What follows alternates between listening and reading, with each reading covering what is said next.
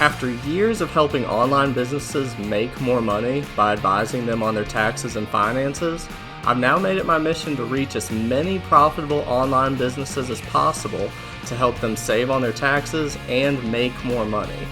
On my quest, I bring you proven and real profitable online business owners, and we dig into how they do it.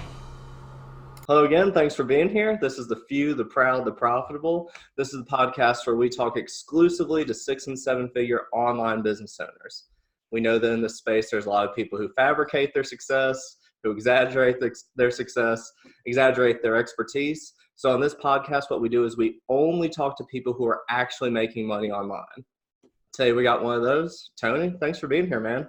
Hey, Micah, thanks for having me on the show, man. I can't wait to add some value to your audience and really give them some just tactical takeaways, hopefully. Yeah, I'm excited.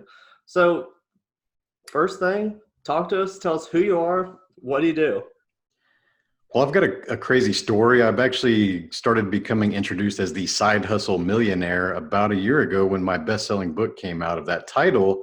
And the thing is, the title is not a fictional title. It's actually a business book about how to take your ideas, analyze them against each other, and figure out the best way to create a business that's going to lead to profit or success, whether that's financial or time requirements. So I've created a lot of side businesses in the last 20 years. They earn millions of dollars in profit, not revenue. I'm not one of those revenue speakers that talks about making 7 figures and they're spending, just under 7 figures in ad spend to try to do this. There's a lot of people out there that kind of alludes to what you're mentioning, that there's a lot of people out there, man, they're faking it, especially on social media. And they're saying like, I'm a 7-figure businessman, I'm an 8-figure businesswoman. And dude, they're spending 7 figures on ads. It's like, come on, man. Like if I can spend $1 million and I make $1,001, like, it's like, is that really $1 million business? So I like to speak in profit, man, because that's what gets people interesting. I like to see the net, dude, the bottom line. And so I wrote this book to help other people because that's something that I have always been doing. And I've only helped in the past 15 years was my inner circle of friends and people that knew me, gave them a lot of businesses, and I helped them build 7- and 8-figure companies of their own. And they were always telling me, Tony, this is what you should be doing. But I always had this BS excuse of myself because, guys, I was working in corporate for 25 years, oil and gas, project management, mechanical engineering degree. And dude, I struggled through college. I paid for college myself, and it took me 7 years. I was working full-time out in the refineries. I was working as a laborer, a welder, pipe fitter, struggling going to school at night, shitty grades, bad sleep deprivation, low energy. And I finally graduated. Then I put 20 years and I started climbing the corporate ladder, made it to middle management, multiple 6 figures salary. So very successful from the corporate structure. But what was that was the thing that was holding me back from doing what I really had passion for, because although you can be very good at your job, and you probably listeners out there, you probably are good at your job. Many of you are highly paid at your job, but I guarantee it's not your passion because you probably always think of something else you'd rather be doing. So for me, I've always been a teacher. I've always wanted to help people become better, whether that's physical or mental or just push themselves. I have this unique ability that I can find the potential in other people that they may not even see themselves. So I decided to leave that corporate gig about 3 years ago. It was really hard to walk away from $250,000 a year like base and go pursue the things that I wanted to do. And so I started this business coaching and the podcast and the public speaking. And dude, I've never been happier, to be honest. I'm making a little bit less than I used to. It's definitely on that trajectory to surpass that in the next year. But dude, I am so much more happy working at home. I have no stress. I've learned to identify the negative and toxic people in my life and get myself away from those people. And dude, things have just been incredible in the last 2 years. Yeah, no, that's awesome. There are two things that stuck out to me with what you're saying. One is, all the people who are saying I'm making 7, 8, 9 figures, either spending all of it, and that's the majority. The ones that make me laugh the most, though, are the Facebook ads guys who talk about what they're managing. So you're spending other people's money. Dude. You're running an ad campaign for them using their dollars, and somehow that becomes not only your revenue, which it's not even your revenue, but then you try to extrapolate that as if it's somehow the profitability of what your company actually is. Dude, that's one of my bombs that I always call people out on. And you got these click funnel guys out there talking about 2 comma club and 10x comma club and these things, and you're 1 funnel away from being a millionaire. It's like, dude, you managing somebody else's money. You're not even transferring it through you because the ad spend, a lot of people, like you said, speak when ad spend is a revenue. And here's an analogy that your listeners may not understand the whole funnel type mentality, but I want to give them a tangible analogy that's related to it. I said, okay, I've got a lot of friends that own different companies that detail cars. Like they do high level detailing and waxing and ceramic coating. So these guys are literally working on multiple six-figure cars, sometimes $1 million cars, right?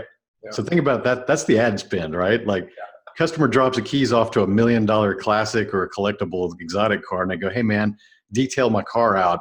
Does that detailer go, hey guys, I manage $1 million in business? Right. That's what these ad spend guys are talking. I mean, it's like, dude, you never took ownership of it. They just gave it to you for a second to go do something with it. And then, they expect results. That's exactly, you're waxing cars. So you can't say that my business revenue is based on imagine like the value of all the cars that one of these guys would detail over a course of an entire year. What are they going to say? Like, I've got a $200 million company. Right. Oh, that's funny. But yeah, that was the first thing. And then my experience, I didn't last nearly as long as you did in corporate America, but I was at a Fortune 500 company working as an analyst there. And it was one of those things where on paper, that should have been a dream job. You're making good money, there's security, there's good retirement, all that stuff. And it was the most gilded cage I've ever experienced. As soon as I got, because like you said, walking away from that is difficult. It's nearly impossible for most. I'd say the vast majority of people will never walk away from it. And the thing is because there's a lot of people, let's be honest, there's a lot of people out there that are highly paid that never thought they would be. And that included me. I was kind of the same way. I grew up, one level out the trailer park, and nobody in my entire family was successful. I was the first person to ever go to college on both sides of my family.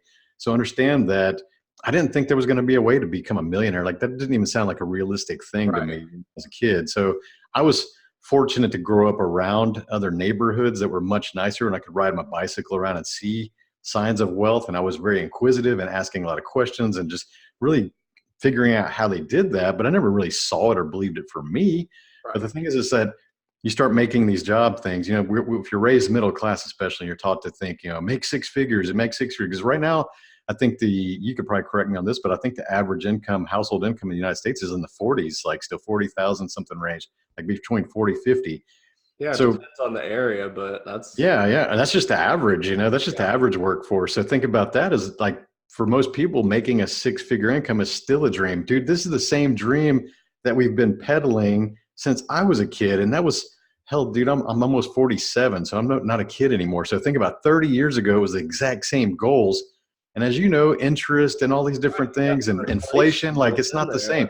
100,000 back then, 30 years ago, is not the same as 100,000. I would say it's probably, you need to make about 250 now is what I would just say to have that same lifestyle back then. Especially if you have kids. Because I mean, the dream that they're peddling, we're talking 1950s middle white America, where the dad could go out there, make 50 grand a year, and they've got 2 cars and a picket fence and all that sort of Norman Rockwell. Yeah, there you go. Yeah, you've got those, and that's just not the reality we live in now at all.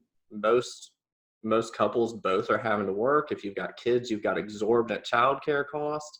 So yeah, that's about where I'd peg it. If you want to live the way you did back then for 100 grand, you need at least $250,000 to have a comfortable level of comfort. Exactly. So I think nowadays we should be teaching our children or the youth that you should be chasing multiple six figures as your real goal, because here's what happens, Mike, because a lot of people cross that 100 zone. And I'll tell you, from business coaching and helping people and just being around people, just climbing the ladder, I've seen this over the course of my corporate career with colleagues and friends. Once they cross into that six-figure, finish line, for most people, I'll call that, they think that they finally made it to the goal and they've achieved air quotes success at 100,000. And I'll tell you that most of them kind of get complacent around 120, between 100 and 120. They get really complacent because now they got like the new car, the new truck in the driveway. They've got a mortgage on a semi-new house, maybe $200,000 or $300,000 house in some suburb. And then, things are pretty comfortable. They got their bills paid. They got the 401k. They got the insurance coming in. And the thing is, a lot of times they think that they've made that success because they've been programmed by their parents and their teachers and their college, university professors that if they made 100, 120, that they've made it. And sometimes these people will start to hang around with other people who are maybe making a little bit less, that kind of pump them up, like, hey man, you're so successful. Right. So if you're like the most successful person in your circle, like you need to like go find a bigger circle, because Yeah. that's going to honestly keep you small. So when Mhm. you think about that, you can take the accolades and all these attaboys from your friends. But the honest thing is, if you're not surrounding yourself with people who are challenging you and seeing more potential in you and thinking about their dreams rather than talking about their kids' soccer game, have some real hard conversations with people that inspire you, that want to press you and push you forward. And you're going to start operating at a different level, because you're going to gain the mindset of the people who are operating at that higher level. So, Mhm. man, I tell you, proximity of your people is everything, dude. Yeah. And that's harder in corporate America because for entrepreneurs, there's not much of an excuse aside from having the wrong network around you, not having the people you need, or the desire to work. Corporate America, I saw it where I had people who were miserable in their Yeah. jobs, but they had got into the middle management positions where they realized, okay, I'm in my mid 40s.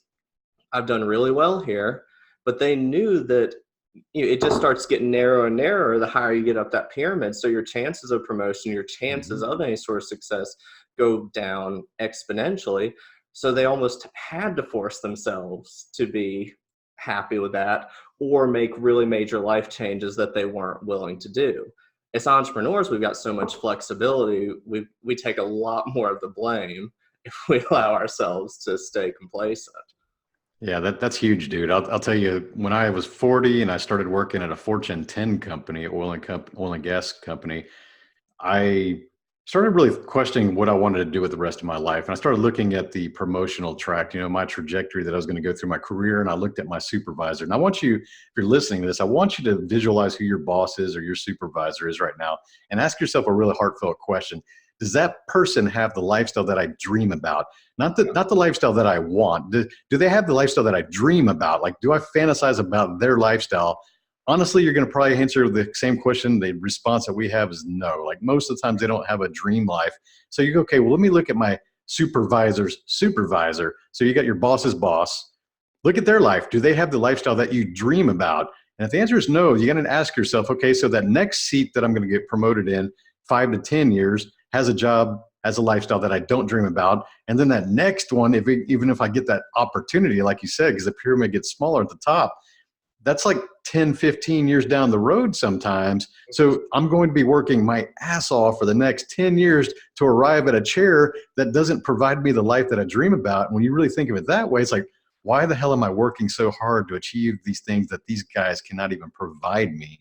So that's when I started looking for businesses Yeah. outside the corporate sphere. I said, dude, I'm not going to get it here. I need to go outside and do something else and just supplement my income initially. It's like, I want to create that side business, do things. I can do things online to create money. And that's how I did that. But I'll tell you that within 2 years, my side business was actually paying more than my engineering career. So my side hustle became my main course. And I remember one funny thing is, I was like on my way out of this company, and this guy was annoying the boss. And he saw that, because I always had like a nice car, things like that. I'm a car guy. So I always have like nice cars. And that's why I got into the side businesses, so I could supplement a lifestyle that I wanted to create. And I remember this one guy, he was like, man, we're paying you too much. And I said, you know what? I was like, this is actually my part-time job. I said, the things I do when I get home from work actually are my main income. And his eyes got really big. And he could tell that he had suddenly lost the control or the power that he thought that he had over me, Yeah. because he was my boss. Yeah. So I am interested, since this is what you wrote the book on, since this is what you coach other people on, what we see with side hustles where people can have some issues it's almost the opposite of what you ran into. To where you did so well with it and you committed so well to it that you got this, all of a sudden the table flipped a little bit Hmm. and you're making more from that. So many people, I think, because they have the comfort and they also have the demand, the comfort from and the demands from their full-time job, it ends up, they have a hard time getting past hobby status. So what do you think the key to success is? Is it the type of business that people choose? Is it the mindset? What sort of is the secret sauce from your perspective? In simplified terms, obviously. Yeah, this is actually really simple, and it took me a while to figure out this, because I, like you mentioned, started my first couple businesses just building things, like things that don't scale very well. Yeah. especially if you're like building some kind of handmade goods. Like for me, I figured out how to make an electronic circuit that would give a car's like 10 horsepower. It would basically fool the computer and the sensors to give it a little bit more power. So I would sit there after work at the kitchen table and I would get my soldering iron and these resistors and little circuit boards and just hand build these things. And I was selling them for like 75 bucks, making like $25 a piece. They would take me about 15 to 20 minutes each to build. And so I was thinking about, okay, that's almost like still like the employee mindset. It's still trading Sure. hours for dollars. Like I can only build so many of these per hour, and I can only sell these for so amount, the market share of this.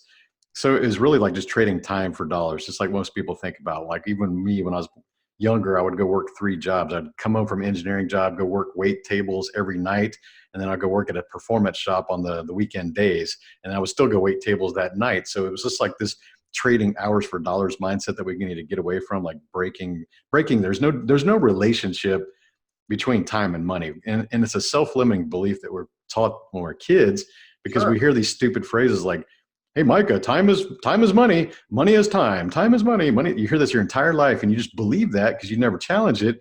But you speak about online businesses. So we could be making money while we're sleeping. We can make money while we're on vacation, while we're talking right here on this podcast. We could both be making money. We don't actually have to be physically anywhere Right. doing some kind of an action to make money nowadays. But most people still haven't understood that that's a possibility. So what I look at is like, you got to, yeah, it's not a hobby. If you want to make money, you can waste your time doing things or you can waste your time making money. But the best way to look at it is there's an intersection that exists between 3 things that are going to give you the best odds of success. So the 3 things are your purpose, your passion, and your expertise. So let me give you a little bit of detail on each of those so people can understand. So your passions are generally like the things you're interested in. So best way to really have a visualization of that is, like, say you go to a magazine rack and there's hundreds of magazines on this rack. Which magazine do you pick up and read cover to cover, like right there at the stand? That's going to give you an idea of what industry or what business or what things that you're interested in. It's a passion that you have. It's a hobby. If you can find a business within that industry or build something that helps that industry or manufacture something, anything that's related to that industry, that passion is going to really just kind of drive you, because you're going to feel like you're not working anymore. You're like, you enjoy that. It's like, hey, I enjoy this. This is kind of fun. I'm actually getting some excitement and joy and look forward to doing this. So next is your purpose. Your purpose is very strong. A lot of people have a really weak purpose. And what that weak purpose is money. They just Yeah. think about the money. They just think about the dollars. And if that's your purpose, I've got bad news for you. You're going to be like 90% of other businesses that go out of business, because that is not a strong enough purpose. Money is a scorecard. Money is the Right. result of creating value. Most people put it first, but the thing is you got to think about how you're going to impact this world, how you're going to change the world, how you're going to solve some problems, how you're going to be building your legacy. These are like real purposes, because if you're on a mission and you got a purpose, that is what's going to propel you when times get tough. Because as you know, Micah, every business is really hard at the initial part. Every one of them. That first 1 to 2 years on startup is tough, man. You're going to put some work in. And if you got a weak purpose, then you're not going to see it through that. If you have a strong purpose, those tough times won't matter, because you know that your purpose is strong and you're not going to change. So the final is the just makes your expertise. Like, what are the things that you know? What are the skills that you currently have? I'll even include resources. What is the financial resources, or maybe you have specialized equipment or specialized software or access to those things that you can use to build your business? Think about the things that you have that you can bring to the table right now. That's going to help you get started sooner because you have things available. And I will also include that be willing and be mindful of the things that you would like to learn that you can monetize. So if there's skills out there that you want to learn or teach yourself or hire a coach or get some mentors that you would like to have in that passion zone, like, don't be afraid of investing. It's just like a college degree. Go Mhm. get some business school, go get a mentor, go get a coach, because that's going to get you to what you want. So purpose, passion, and expertise, those 3, wherever those 3 things intersect, you got really good odds of success in that business. Nice. So what do you, in your experience, what percentage of people, either once they've talked to you, gotten training, whatever, what percentage of people actually find that intersection versus how many, either from lack of drive, incorrect motivation, whatever, what's kind of the chances of success in the general population? I would say that somebody that's working with me as their business coach or executive coach, every single one of them does something. Every single one of them gets results because I'm not the cheap dude. I'm Right. the guy that's done things, and I value my time. And if you want to decide to come work with me, then you've already made the commitment that you're going to go jump in and go do Right. these things. So honestly, my price point, I'll tell you early on when I started coaching, I had a lower price point because it's just I'm trying to fill out the market. Actually, the first year I helped 22 people start businesses with $0. Like I basically said, I'm going to prove out my process. I'm going to get some practice. I'm going to get some testimonials. So I helped 22 people start their first company without charging them a cent. So that kind of showed that I was already showing everybody, like they were like, dude, this is working. Like people are building some, multiple six figures. There's a couple that have actually got into the seven figures in the last year. So I've already proven my process, whether it's for myself or other people. So now I started charging. I'll tell you, when I started charging, it was a little less. The clientele wasn't as good, dude.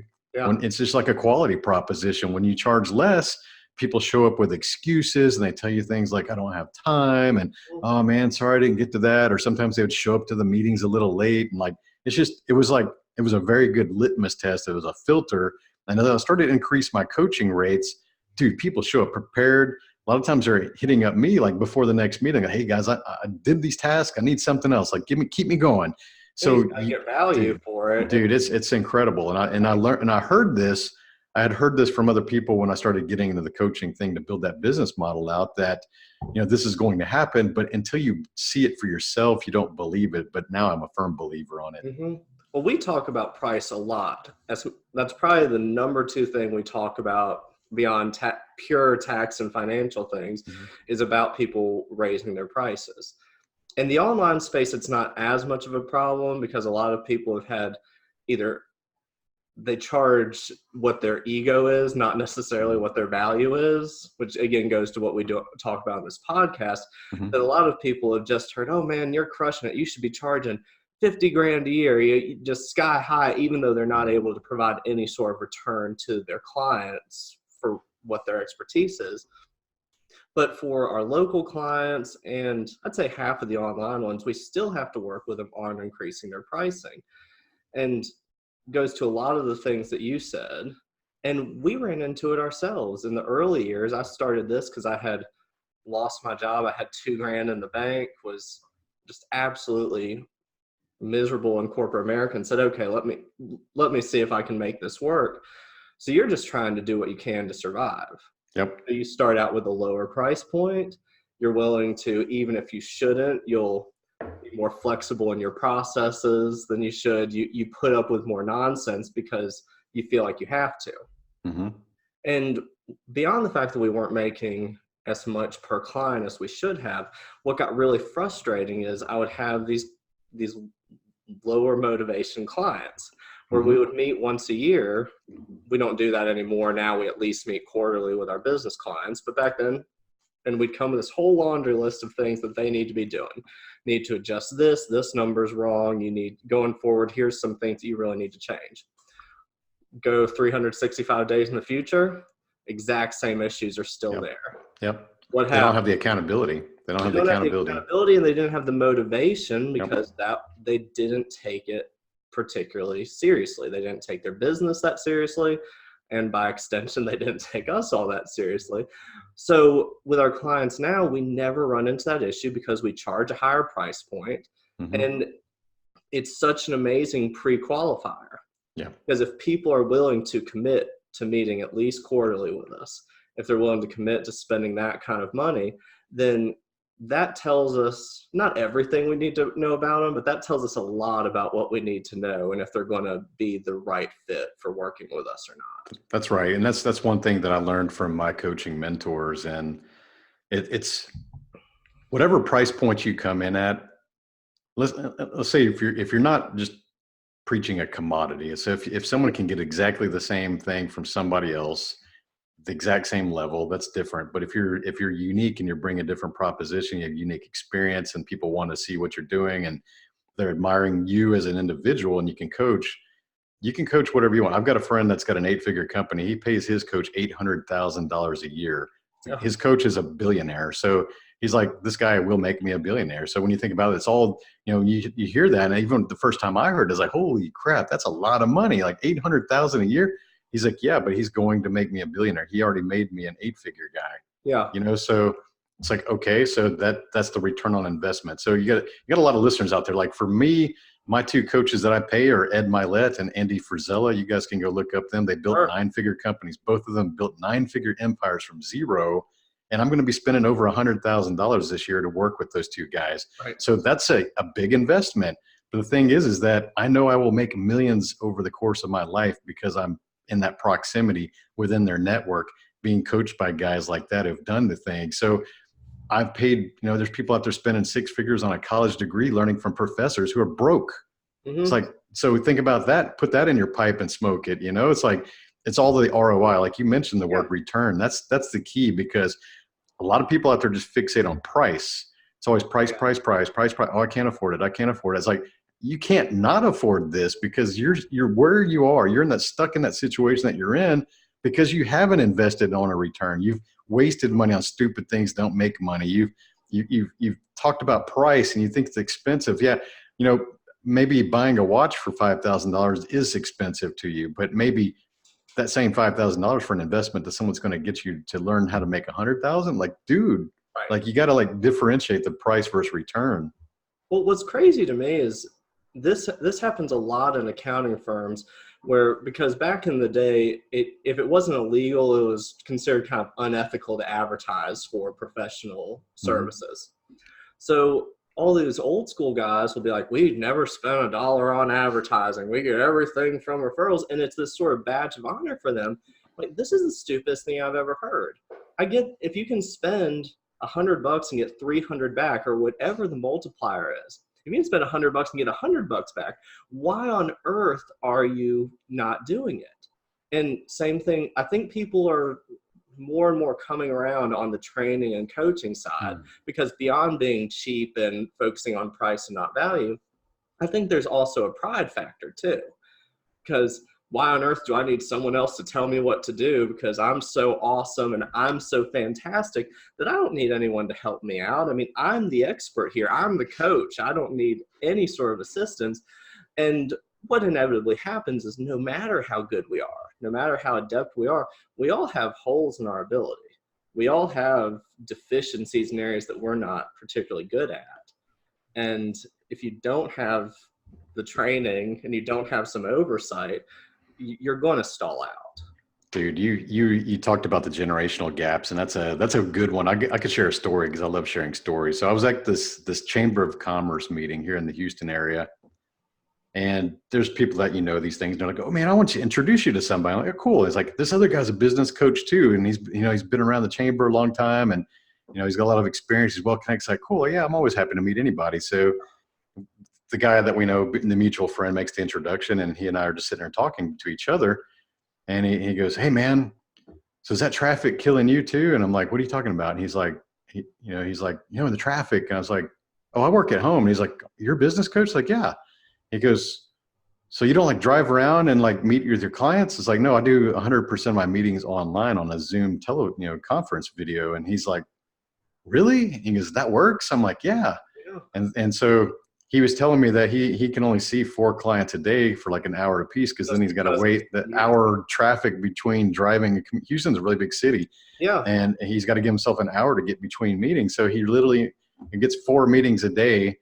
And then we start talking about things, and he's like, you really do this? Like, dude, I've got 10 clients around this country, actually one even in Australia. And he's like, you could just see his eyes get really big. He was just like blown away by this, because here's this guy that's, wearing his cheap suit and his collar, and he's trying to be like the typical business thing. And, and he's got the oh, that's another thing you asked me. He was like, so what kind of coaching certification did you get? And I said, none. And he's like, you don't have a coaching certification? I was like, no. I said, neither do the people I pay hundreds of thousands of dollars. They don't have those either. And he's like, well, where'd you get the education? It's like, because I've owned businesses for the last 20 years and I've earned millions of dollars. And then his eyes got really big. I think he realized like there's a whole different regime change in business coaching. Like people want to hire people that have done what they want to achieve, not people who have got some certification. And that's not the slant on people that have the certifications. You know what? That's an investment again in knowledge. If you can earn money from doing that, awesome. But there's a lot of people out there running around with certifications in all kinds of practices. I think you said like they're hot. ego and they're high and mighty. And they're like, dude, it's like your certification doesn't outshine experience. Sorry, dude. No, it can't outshine the performance that No. you can actually make. And that's what's always funny. And coaching now, I think, is getting more and more legitimized all the time because there are people who are getting real results. Mm-hmm. But it's been such a running joke throughout the years because there are, for however many good coaches there are who can give you these great results, there's all these people who went out and got this little 2-week certification Mm-hmm. and go out and purport to be able to help you do things that they've never been able to do. My favorite was I was coming back from a conference one year and there was this woman sitting next to me, and her whole niche, her whole thing was she helped other people quit their jobs and work full-time as coaches. That was her whole thing, is I'm going to help you quit your day job, work full-time doing some kind of coaching or consulting.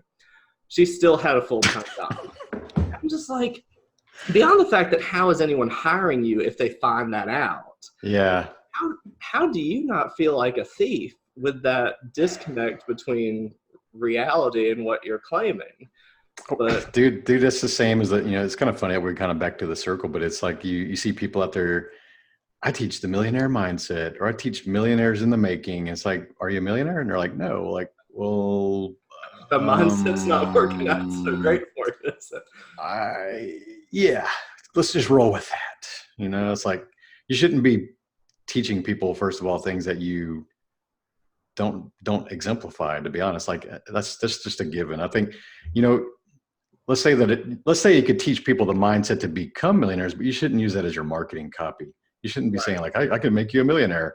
I don't even say that, dude. I have made people millionaires, but I don't say that. It's like, I want to teach you the process and the business principles to, achieve your personal potential of success. Just, you can reword things differently. A lot of people use these big words to try to attract you. And even my book title, some people may roll their eyes, Side Hustle Millionaire, but you know what? That's an actual factual statement. Like, that's what I made money as a side business. So it was really hard for me to actually step into that title because my copy editor is one that suggested it. I actually wrote that manuscript as the hustle because I used to be a competitive pool player and the whole hustle and grind thing, right? Yeah. So I thought it was like a pun, a play on words. I was like, that's kind of cute, trite. And I wrote it and he goes, dude, this is an awesome book. I think it's going to do really well. He goes, but we got to fix this title. And I'm like, what are you talking about? It's the hustle, man, the hustle. And he goes, no, dude, you're the Side Hustle Millionaire. And I'm like, man, I don't want to use that. It's like, people are going to like laugh at it and, roll their eyes and think it sounds kind of arrogant. And he's like, dude, that's your story. He goes, that is your story. And I was like, let me think on that. So I slept on it. And the next day I was like, you know what are they going to make fun of? Side hustle? Nope. That's what I did. I owned businesses for 20 years as I worked. That's proven. Millionaire? Nope. Sold a company for multiple 7 figures, also made millions as profits on these other businesses. Like, so what are they going to dispute here? Especially when it's all out there. Like Google, like you said, knows everything. Please go search me. I encourage it. So I said, okay, I'm going to trust you because this is what you do. You're the book dude. And dude, I stepped into the story and I've never regretted that since. Yeah, that's awesome. So we've talked about this a little bit, but one of the things we do ask about is, aside from freedom, because freedom is always everyone's first thing on what's the best part about having a profitable online business. What's it been in your experience? What's your favorite part and what's been the best thing about having that? I think that for me, it's just not having a boss. It's not having somebody telling you what to do. That's the main thing, because let's be honest, especially when you start to get into the middle management, you start to be surrounded by other people who got promoted based on their tenure rather than their talent. And you find all these inept and just not very good leadership in the middle management, especially these larger companies. It's just people that just paid their dues. I'm doing the air quotes for the listeners. They paid their dues. They put the years in, but they never got improvements. They never really got better. It's just, they just waited in line. Like, you don't deserve that seat if you're not a leader, because there's a lot of people out there that think their manager title makes them a leader, but they're not even the same. Like, a leader is someone who actually cares about their team, knows what their individual motivators are, likes to facilitate the success of every person that's on their team, can see the big visionary picture where this thing is headed. Where you got managers that just think that they're the authority type that point their fingers and like, do what I say and not what I tell you. Like, just you got these people that just think that they're leaders, but they're not. So I started running into that, and then you get into the areas where they bring in leaders or management from outside the company, and they don't know your industry. So you're here training your boss. Basically, you're training your boss for like 6 to 12 months, and you're like, if I'm good enough to train my boss, why am I not the boss? You know, this doesn't even make sense. And that happened to me a few times. I was like, dude, this is just terrible. So me reporting to people who are, maybe just a little bit weaker. And I'm not saying that because I'm just overly in their face. I'm actually a really good worker and I put in the hard work, but there's a lot of people who are just kind of, they're self-conscious, or they got these insecurities and they don't like having high performers on their team. That's another indicator of a good leader. Good leaders are not afraid to hire people who are better than them in every regard. Like, we want the all-star team if we're a leader. The weak leaders, we've heard this phrase, the A leaders will hire the A people, the B leaders will hire the C people. Right. Because they want to be perceived as the best. They don't want people who are better than them that will challenge them or make them better. So if you're around those kind of leaders that are like the B type leaders hiring the C team, and like you're an A team person, it's like, doesn't work out very well. Yeah. And that's what I experienced, a lot of what you did too when I was in corporate America. And for me, one of the things that would be the most frustrating was just dealing with the status quo, because for so many of them, it was, we've done it this way for the past 30 years. Mm-hmm. And I get bored pretty easily, especially in those jobs where it can just be so much repetition. And every month you're going through creating the same reports, doing the same analysis, all that stuff. Mm-hmm. So I'd be like, okay, why are we doing it this way? I found this other way we could be doing it. This analysis really isn't analyzing things the way you think it is for whatever reason. And occasionally it would get through, but so many of the times, like, well, that's the way that, 4 levels above us, that's what's been requested. So we're not rocking the boat here. Just sit down, stop rocking the boat. Yeah. And that it was just so frustrating knowing that, not just in my position, but just extrapolating that out and saying, mm-hmm. okay, this company has 30,000 employees in it. If 1% of them is having a halfway decent idea every month and they're just getting shot down like this, what's the point? What are we doing here? Yeah, people are very aggressive on that climb up the ladder. Then they get to the middle management ranks and they kind of go into hiding, because it's like you said, the things that made them successful to get to that point, they were very bold and daring and outgoing and delivering and just creating value. And then most of them make to the middle management and they realize the next promotion is 10 to 15 years away, and they basically go into hibernation. Yeah. And they, like you said, that whole status quo, like just maintain, don't rock the boat, don't create any waves, don't get fired because your pension or your 401k is building and compounding. It's just all these things keep them very mediocre. And you know what? That's a terrible existence, dude. Well, the risk benefit for them, they say, okay, best case in a decade, I'm going to get promoted. And even that, let's say, is a 50-50 shot if I'm fortunate. But if I start making waves here, the chance of me getting fired or demoted goes up about 10 times. Hell yeah. If they're doing just any sort of rational analysis of the situation, of course they're not going to. Yep. And that's why corporate America is like just not very efficient, especially at the higher ranks. Yeah. 100%. All right, man, we've been talking for a while, so we're going to dispense with the last couple of questions. It's been awesome talking to you, though. So for anyone who's wanting to get in touch with you, for anyone who's looking to work with you, what's the best way for them to contact? Is it your email, one of your websites? What should they do? So I've got a website, and it's 365driven.com. So 365driven.com. And you'll find links there to my podcast, on my best-selling book, my Instagram, all that's on that one website. Okay. Awesome, man. Tony, again, thanks so much for being here. Thanks. It's been a good time. All right. Yeah, absolutely. To everyone watching, thanks for being here. This has been The Few, the Proud, the Profitable, where we only talk to 6- and 7-figure online businesses. Tune in next time.